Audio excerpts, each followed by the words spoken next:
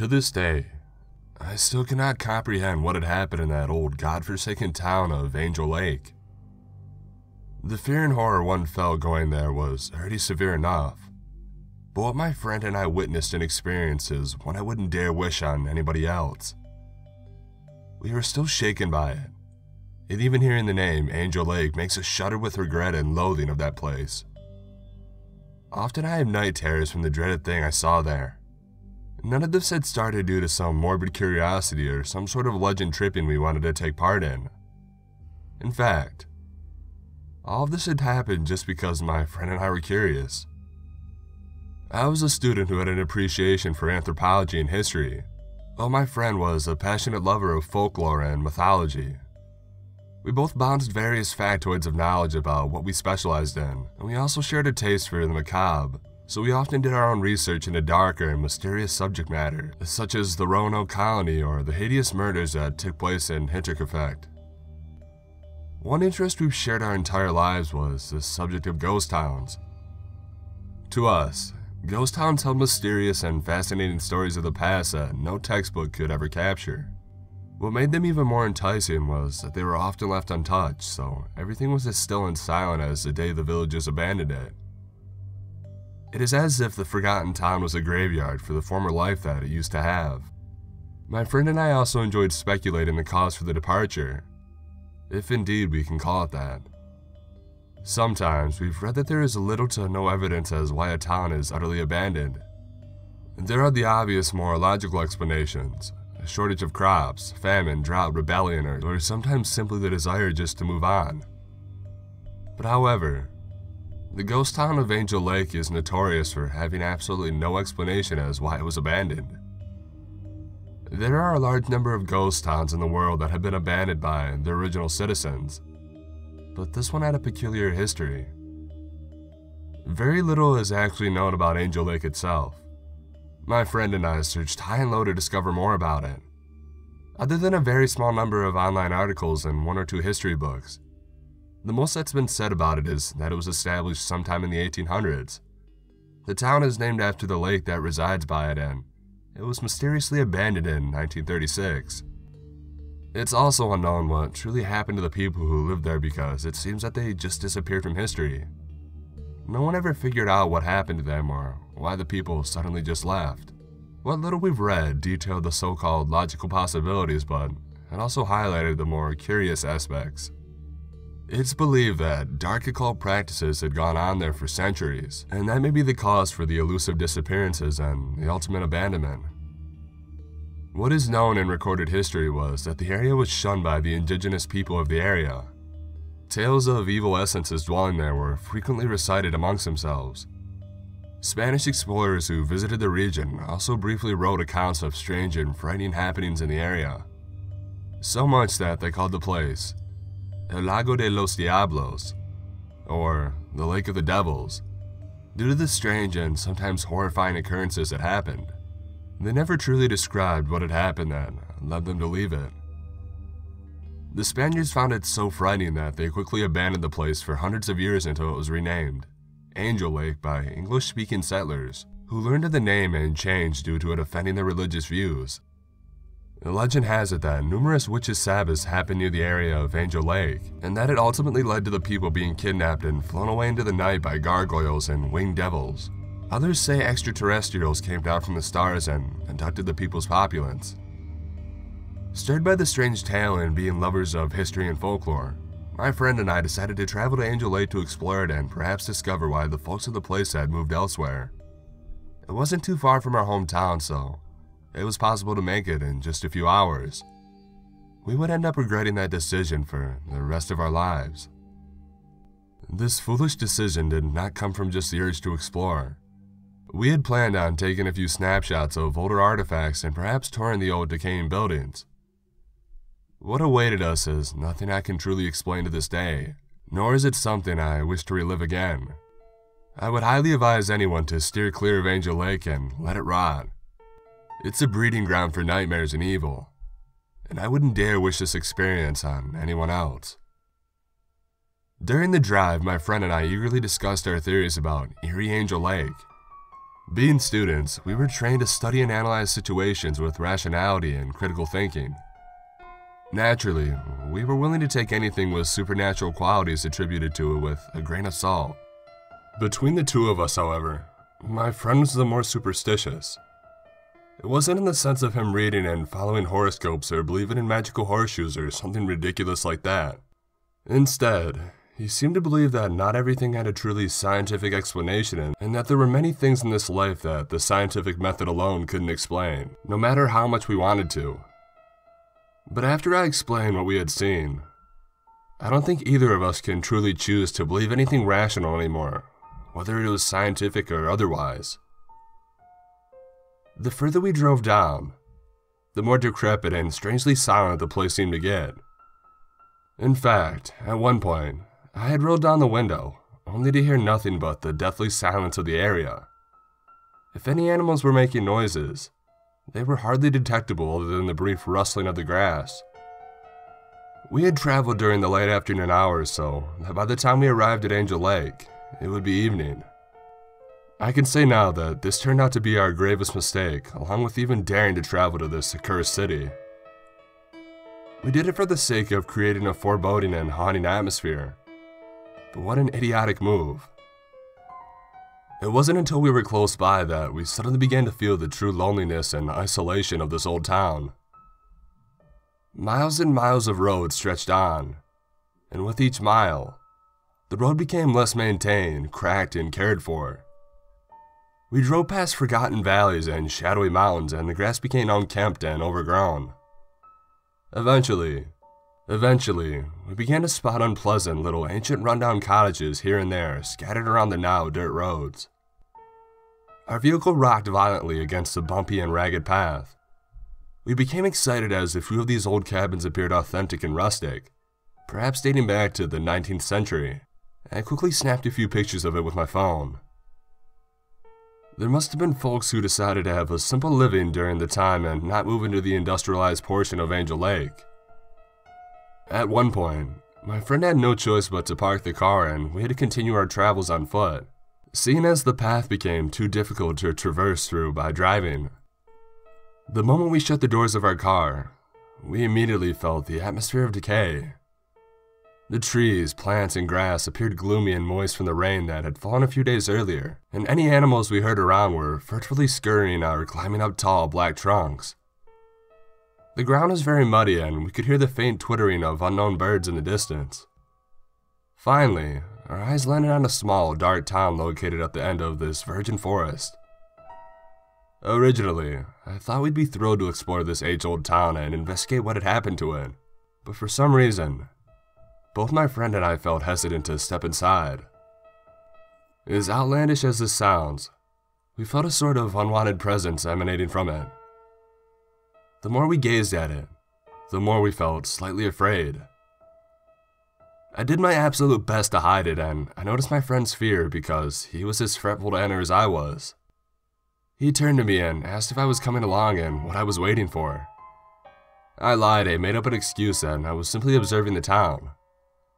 We both exchanged unsettling laughs and went in as if we were both untroubled.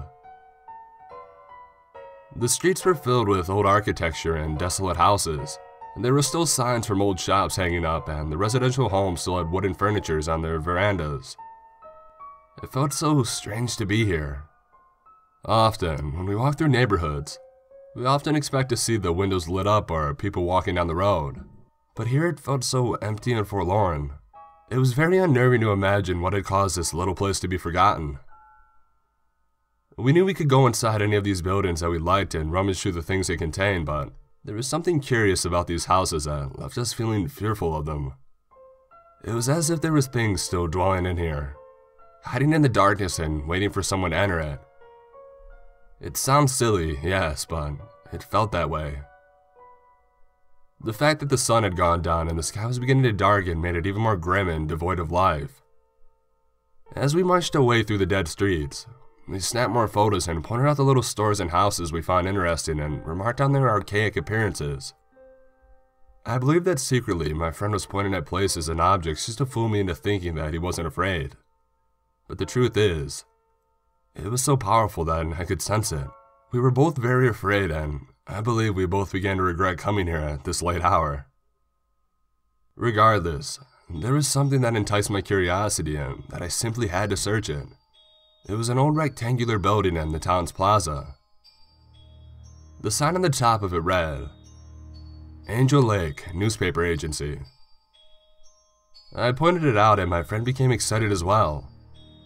Inside, there would surely be valuable sources of information revealing how life was here and perhaps shed light on some of the citizens and its history.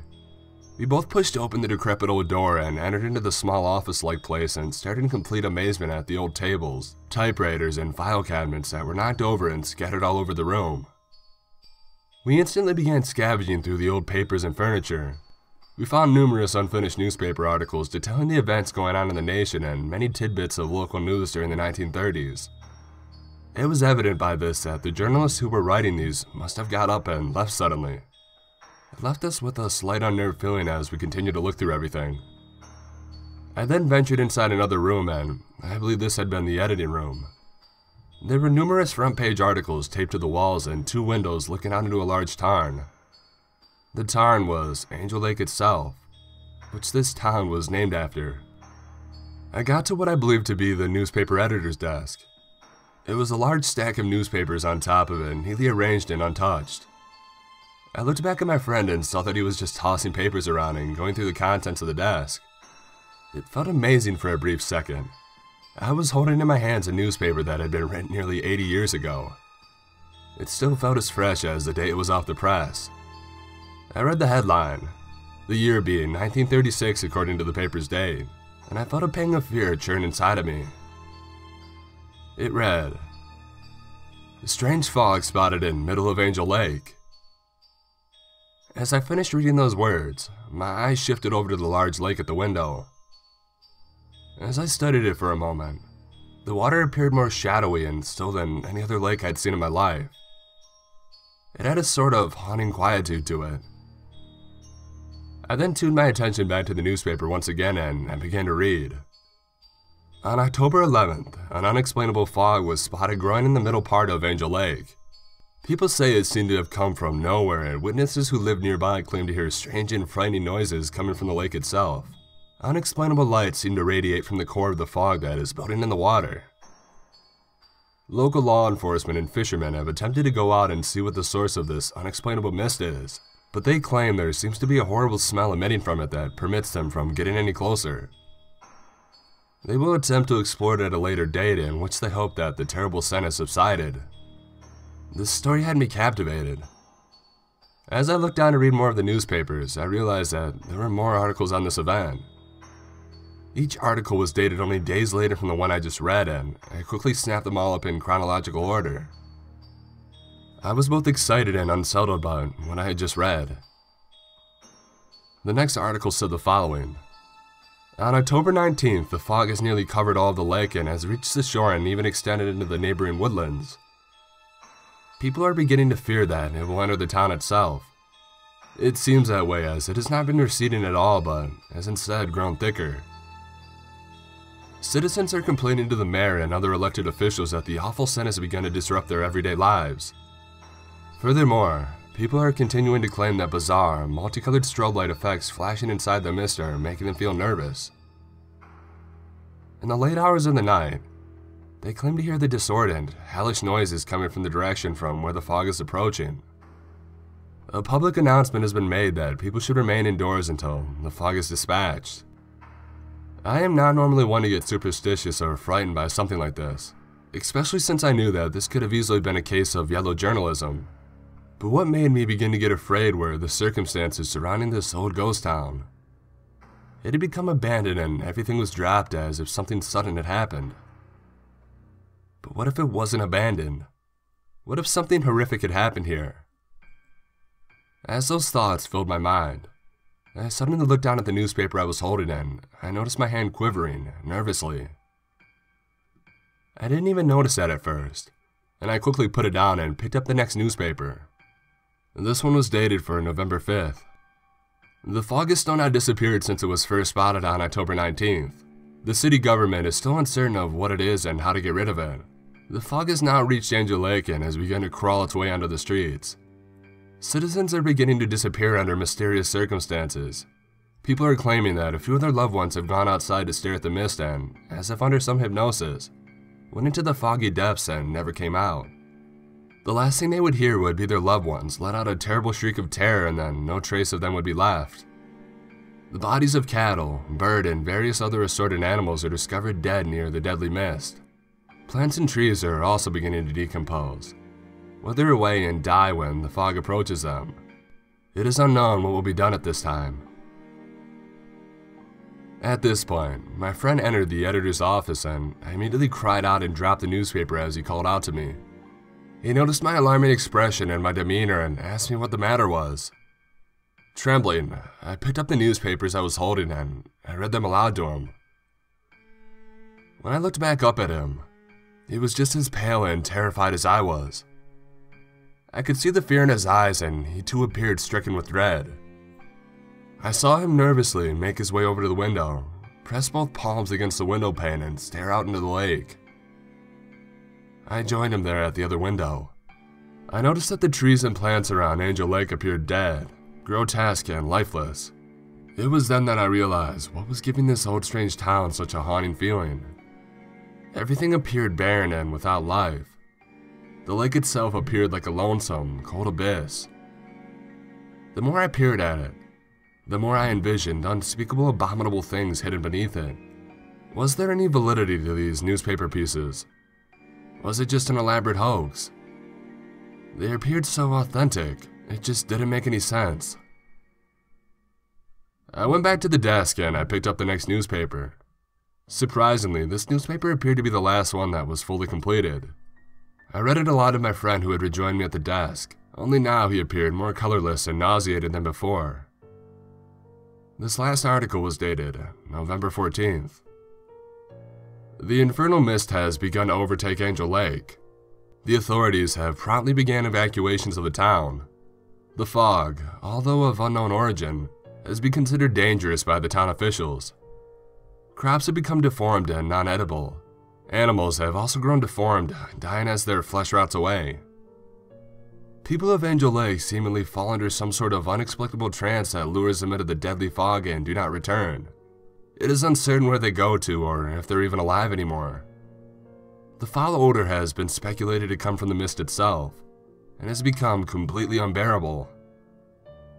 The fate of our town will be left unknown. I placed that nerve-shattering article back on the table and arranged the newspapers back in the way that I had found them, and perhaps the way they had been for decades.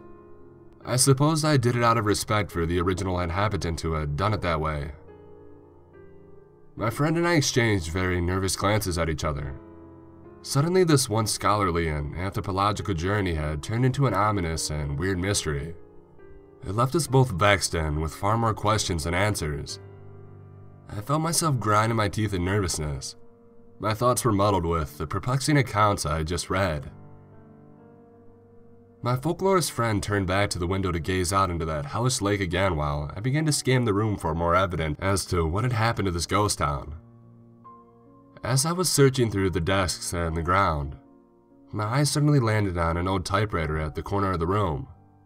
It piqued my interest because it seemed to have a half-finished piece of manuscript of sorts wedged in it. Not wanting to touch it due to me desiring to leaving everything as authentic as possible, I stood over the device and I read the hardly legible text smeared on it. To my surprise and horror, it seemed to be a sort of note hastily written up by some sort of unknown typist. It wasn't formally typed to be in a newspaper. I began to read it, and after this, I began to truly feel the overwhelming essence of pure horror. The damn fog is not just vapor. It's a living thing. It's not just taking people. It's eating them. The toxic fumes are killing the flora and fauna. It has some sort of devilish power. It is overtaking Angel Lake. I leave this note here to warn anyone who is foolish enough to come here. If you are reading this, get out of Angel Lake now. You absolutely need to. If you wish to stay for another moment, may God have mercy on you. That was all that was written on the sheet before it abruptly stopped. I just stood there, quaking like a miserable coward at the words of the paper. I felt the slightest noise would make me jump at this point, and I was intoxicated with dread. Then there came the horrid shriek of my friend who was still looking out at the terrible lake. The moment I heard this scream, I stood there frozen with absolutely paralyzing fear. I had never felt such a horrible coldness stop every part of my body. Even my breath felt restricted. I heard him calling my name repeatedly and frantically, and the tone in his voice sounded as if they were ready to start sobbing hysterically. I managed to break out of the grip of extreme fear, and I sprinted over to my friend and I demanded to know what was wrong. All he did with a terrified expression on his face was point his finger towards Angel Lake. Before I even looked, I had the feeling of just wheeling around and running out of this demonic town as fast as possible. With the horror beginning to take hold of me, I stared out the window and I observed the most bizarre and unexplainable phenomenon. I don't think I've ever read or seen footage of something like this. Instead of being fascinated by it, it filled me with a putrid dreading and loathing as I recalled the frightening accounts in the newspaper articles and that final message. It appeared like a milky white fog was beginning to swirl over the tarn's water, but it moved unlike any sort of mist I'd ever seen. It seemed to slither like a giant snake as if searching for something or some other horrible thing. But what gave this fog the most terrible and bizarre quality was the eerie shifting of colors flashing vehemently inside of it. It was like multicolored lightning shining furiously inside a storm cloud. The fog seemed to be crawling towards the shoreline at a rapid pace as if it were doing intentionally. I just stared at it, mindlessly and wide-eyed. I couldn't figure out if I was too fascinated or too petrified to move a muscle. All I remember was my friend screaming something at me, and I instinctively whirled around and ran along with him, tripping over what I formerly thought were treasures of this old town. I kicked aside furniture and I forcefully shoved open doors. As we ran outside, nightfall had already arrived, but what added even more fear to this already horrible situation was that, in the air, there was a noxious, vomit-inducing odor that I had never smelled before. The scent was enough to make me cough and gasp and my eyes water. I covered my face with my sleeve, but even that wasn't enough to block out the grotesque scent. Behind us, strange strobe-like lights began to flash intensely and somewhat menacingly, as if it had located us and had a purpose of catching up to us. This encouraged my friend and I to sprint even faster, and it was near the exit of Angel Lake that we began to hear the strange, guttural groaning and nerve-wracking screeching erupting from behind. They sounded like howls, but were unlike anything from this earth. The sounds were enough to drive anyone mad if they heard them for long enough. Just as we reached the outskirts and finally managed to exit that witch's town, I dared to turn my head and I continued running for my life. It was there then, I spotted the supernatural fog swallowing the entire town, every building from the smallest to the most lofty. I saw the nightmarish vortex of colors twisting and writhing inside of it, and for one terrifyingly brief second, I thought I saw a horrible, distorted giant face in the fog, as if it belonged to some enormous, humanoid beast gazing at us with bulgy, unearthly eyes hungrily. Once my friend and I reached his car, we sped out of there, paying no mind to the speed limits. We drove out of there, grave and quiet from our ghoulish encounter with the unknown. We were so disturbed from that experience that we never truly did speak of Angel Lake again. Whenever a common fog rolls in, I find myself growing very afraid.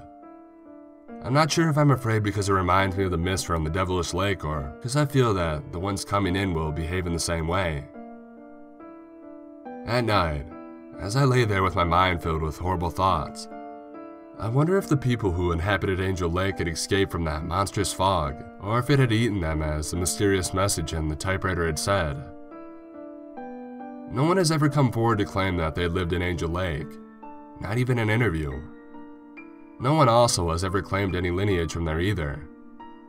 It makes me nervously consider the possibility that perhaps the people had indeed disappeared within that fog and not fled. The thoughts fill me with terror and paranoia. I know I will never live that experience down.